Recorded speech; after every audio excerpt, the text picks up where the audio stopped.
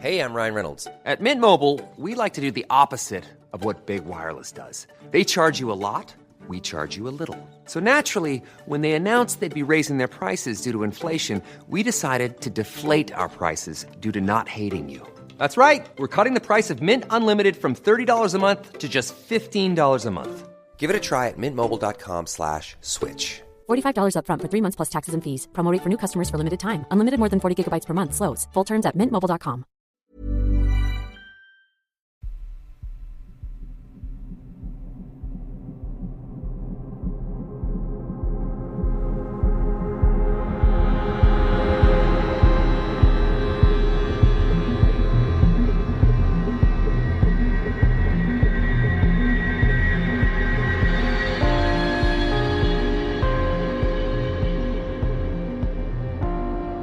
Hello and welcome to mini episode 358 of Real Life Ghost Stories. So I am taking a break from main episodes for a couple of weeks, maybe around a month. I've got a huge amount going on and just don't have the capacity or the time to dedicate to putting out really good quality main episodes. And fundamentally, I'm just really tired.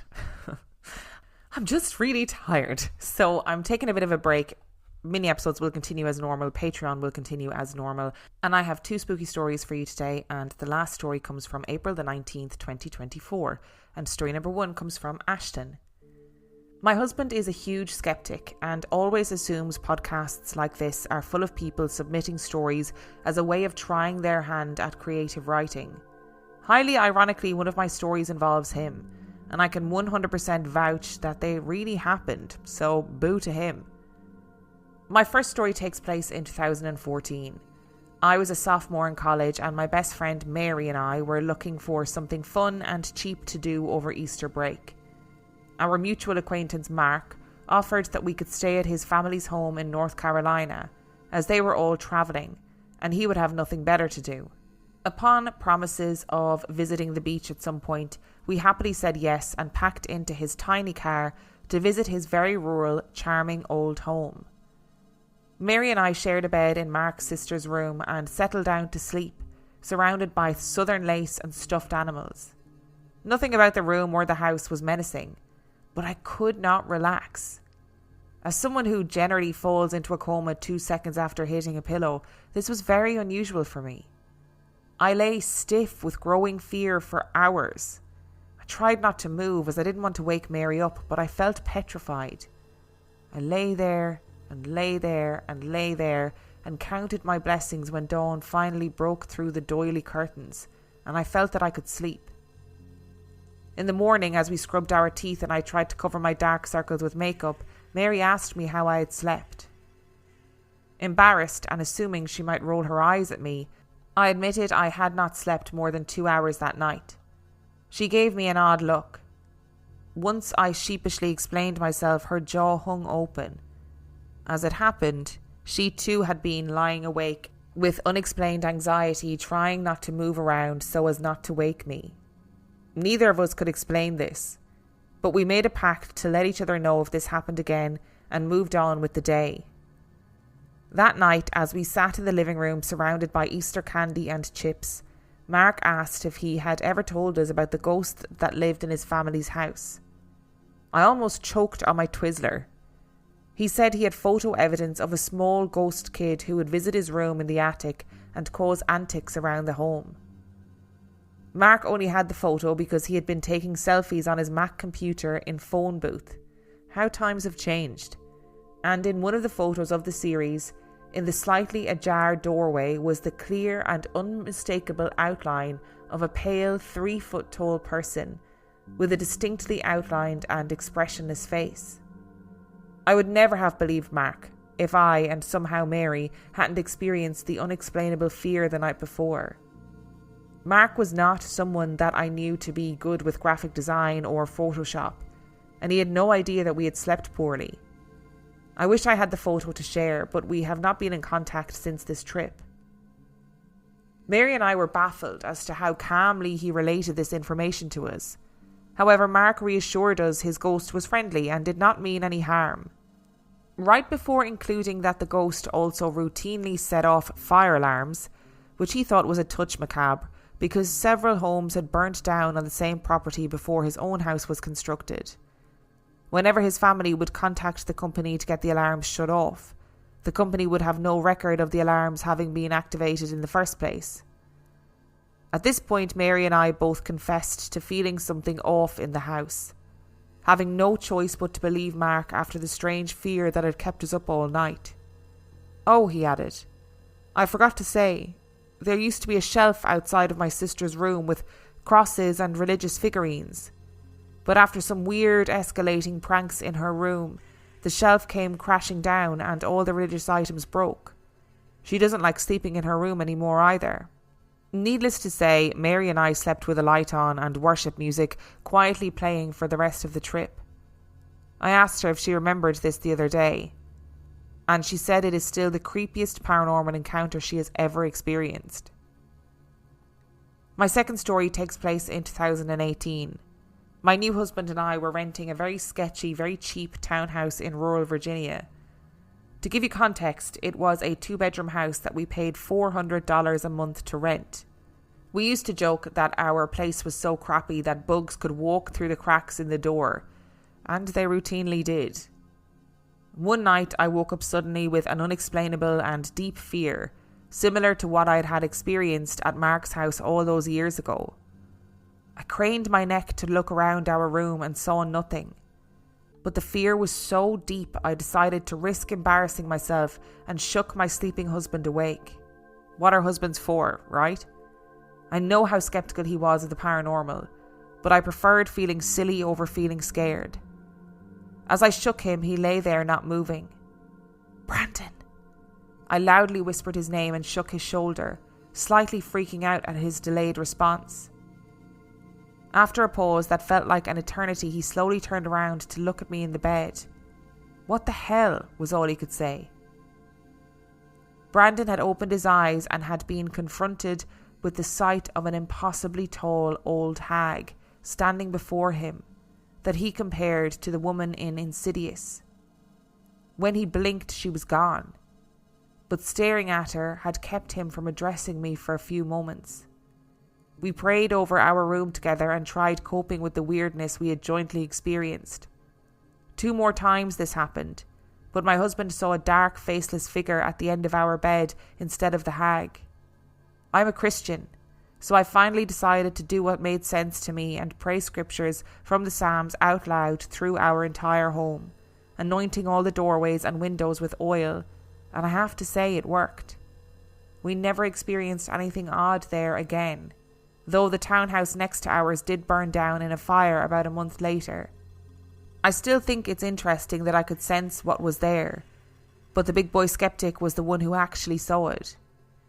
Though we've lived in several other apartments, including one backing up to a graveyard, and owned other homes, we have never experienced anything like this together again. This only solidifies my belief in what happened to us. Brandon hates talking about those experiences because they clash with his skepticism. However, I know what we sensed was real. I'll say it before and I'll say it again, kids, our bodies are like, they just know. They just know what's going on. They're sensing these little spirits in the room, they're sensing weird energies, and they're making us afraid because they're trying to keep us safe. It must have been really comforting to realise that Mary had had the same experience, you know what I mean? That she had also been lying awake in the night. I mean, it would have been much better if, you guys had been able to be like, "Are you awake? Oh, you're also awake.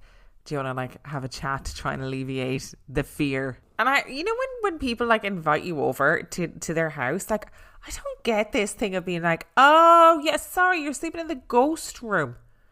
Oh, yeah, there was an exorcism in that room. Somebody died, and then there was that weird demon that lives in there. Sorry, forgot to tell you that was where you were sleeping." And then to also be like, "Oh, yeah, there's also, the fire alarms go off all the time," which we think is pretty probably to do with the fact that loads of houses burnt down on this plot of land. And then there's the picture of the ghost that I took. I think my insides would vacate my body if I saw that fucking picture. Honestly, people who live in haunted houses and are really casual about it are just wild to me. I just cannot get my head around it. And again, you have this feeling again. You wake up and you're like, "Oh, I've got this feeling of absolute terror. Don't know what to do with myself." And I am a firm believer, I totally agree with you, that if you have that feeling, like it's better to be silly and be like, I'm really sorry, I'm actually a little bit freaked out, rather than lying there and feeling absolute terror all night. And in a way, sorry to say it, but I'm glad your skeptical husband was the one to see the hag, you know, so he couldn't be like, oh no, you were just imagining things. You know, you had the feeling, he saw the thing. Together you could confirm each other's feelings, you know. And just to go back to what your husband said in the beginning of podcasts like this being, you know, full of people that are submitting stories as a way of trying their hand at creative writing, totally get it. Totally get it. And I do think every so often a story will come in where I'm like, But for the most part, like 99.9% of the time, I think people write these stories in good faith, you know. But I have had a couple of people that have been utterly convinced, more than a handful of people, I would say, that have been utterly convinced that I am the one writing all of these stories. And I can assure you, I'm not. This podcast is brought to you by eHarmony, the dating app to find someone you can be yourself with. Why doesn't eHarmony allow copy and paste in first messages? Because you are unique, and your conversations should reflect that. eHarmony wants you to find someone who will get you. How are you going to know who gets you? If people send you the same generic conversation starters they message everyone else. Conversations that actually help you get to know each other. Imagine that. Get who gets you on eHarmony. Sign up today. Why don't more infant formula companies use organic, grass-fed whole milk instead of skim? Why don't more infant formula companies use the latest breast milk science? Why don't more infant formula companies run their own clinical trials? Why don't more infant formula companies use more of the proteins found in breast milk? Why don't more infant formula companies have their own factories instead of outsourcing their manufacturing? We wondered the same thing. So we made ByHeart, a better formula for formula. Learn more at byheart.com. And story number 2 comes from Sarah. I've always been very sensitive, can see spirits and just know things are going to happen before they do. I was what you call a creepy kid. I've seen physical manifestations of several spirits throughout my life. But today I will share my stories about deceased family members and pets sending signs. These are the type of stories that I know I love listening to the most. I grew up in the house that had belonged to my great-grandparents who built it in the 1940s. When I was very little, I remember being in bed and knowing at night the people between the walls, as I then thought of them, would come out. They didn't scare me, I just accepted them as other inhabitants of our home. In my mind's eye, I could see them playing card games. I never told anyone about it and didn't remember this until I was much older. A few years ago, a vintage playing card came up through the heating vent into the dining room. My grandmother then told us that it must have belonged to my great-grandmother because she frequently hosted card game gatherings in the house in the 50s and 60s.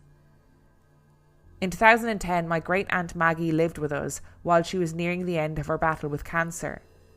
Her last week was very tense, as we were all on edge waiting for the inevitable to happen, but not knowing when. The day she died, I was out, but I suddenly had the sensation that I needed to get home straight away.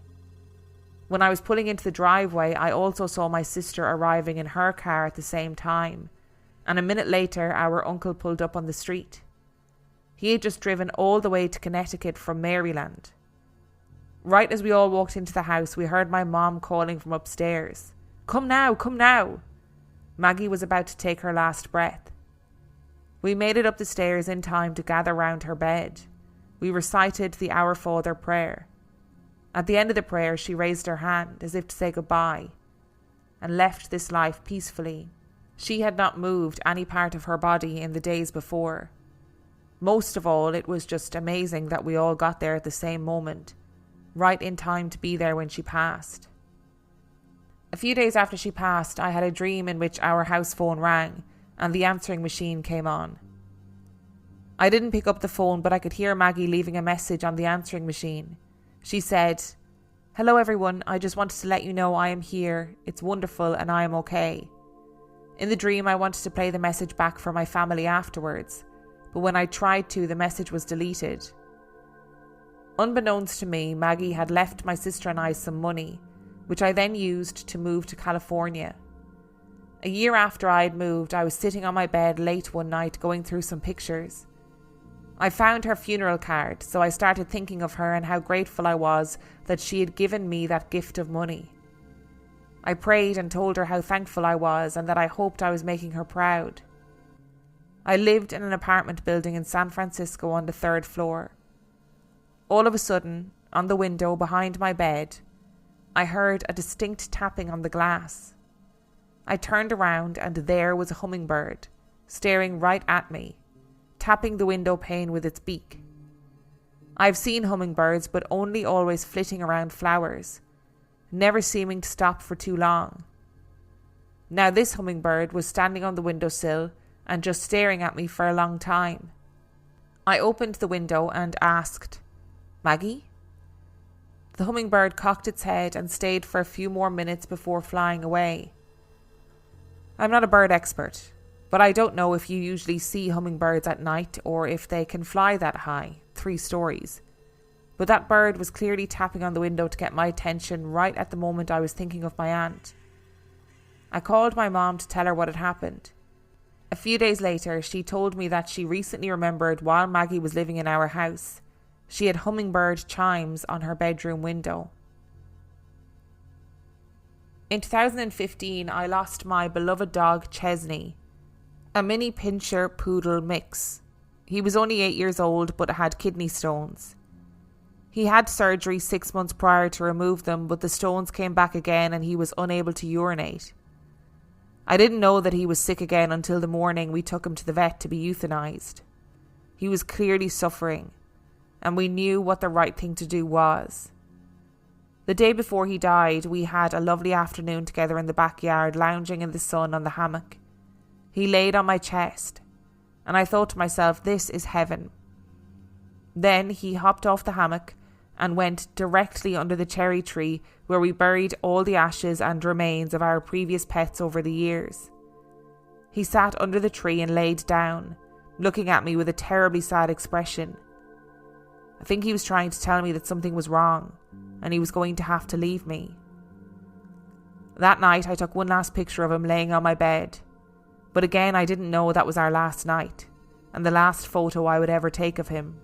A few months later I was looking at my photo gallery on my computer, and the photos were organised by geographical locations.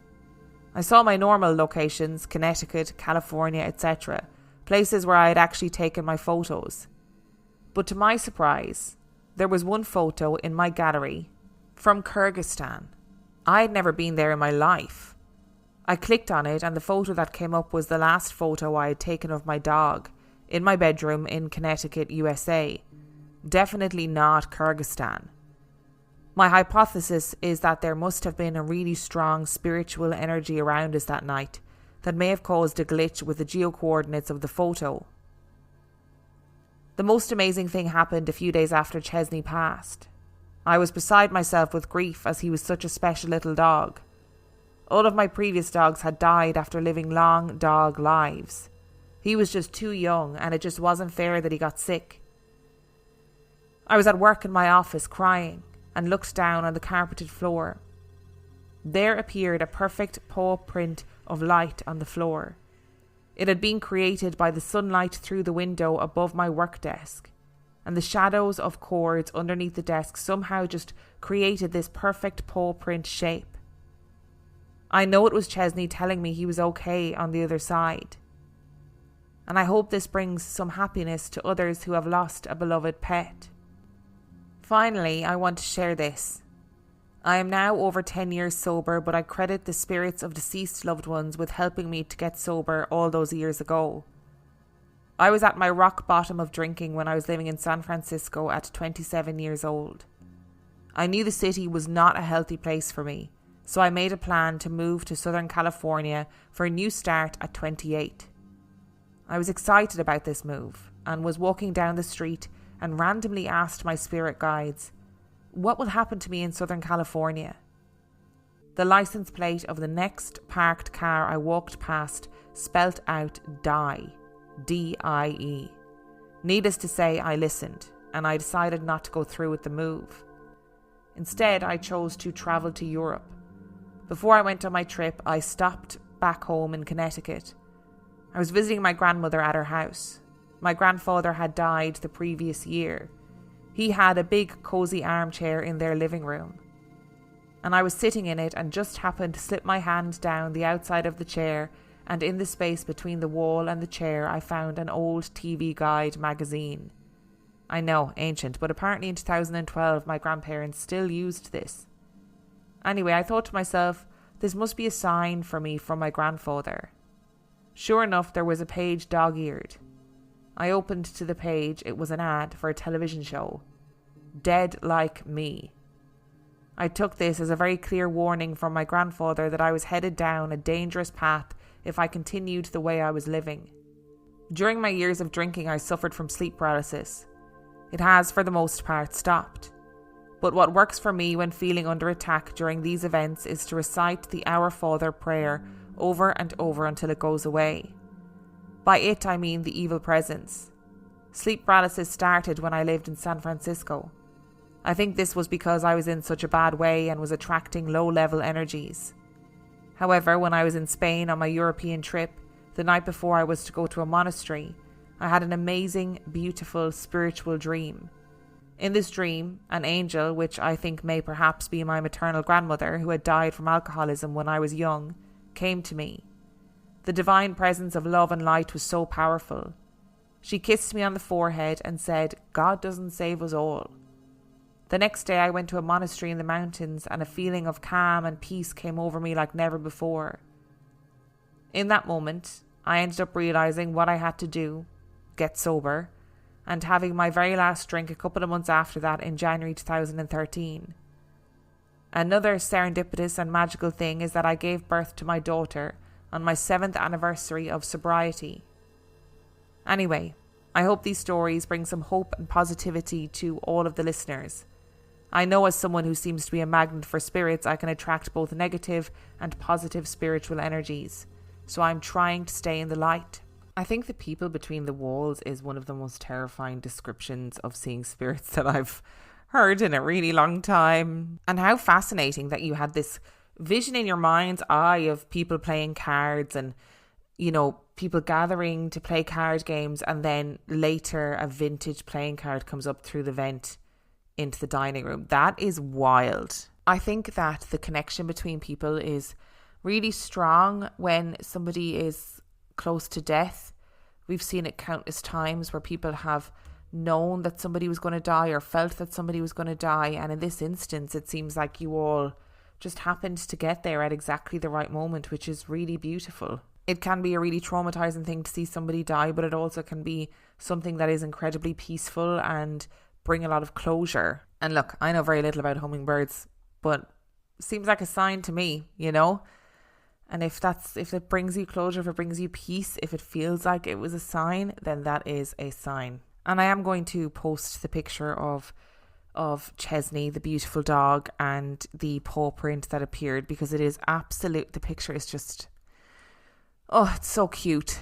Dogs are honestly just gorgeous, and I hope that people listening have been able to get some like peace and comfort from hearing your stories. And listen, right, I don't think the universe is above giving us signs to keep us safe and to point us in the right direction, whether that's loved ones that have been lost, whether you believe that's guardian angels, whether you believe that's just, I don't know, coincidence, whatever it is.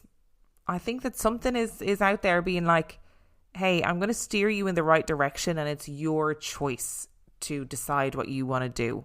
And I think that's a pretty good takeaway from this episode. Thank you so much for listening to today's episode. Thank you to Ashton and Sarah for sending in your stories. Remember, the last story came from April the 19th, 2024. And thank you also for your patience while I take a break. I will hopefully be back in a month, maybe. It may be sooner, it may be a little bit longer. I will endeavour to keep you informed. If you would like to send in your story, you can do so by emailing it to reallifeghoststoriespodcast@gmail.com. You can also check out the website reallifeghoststoriespodcast.com.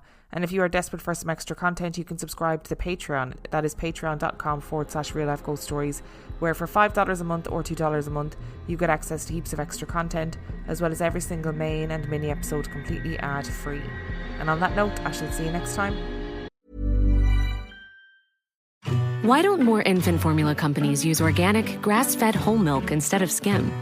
Why don't more infant formula companies use the latest breast milk science? Why don't more infant formula companies run their own clinical trials? Why don't more infant formula companies use more of the proteins found in breast milk? Why don't more infant formula companies have their own factories instead of outsourcing their manufacturing? We wondered the same thing. So we made ByHeart, a better formula for formula. Learn more at byheart.com.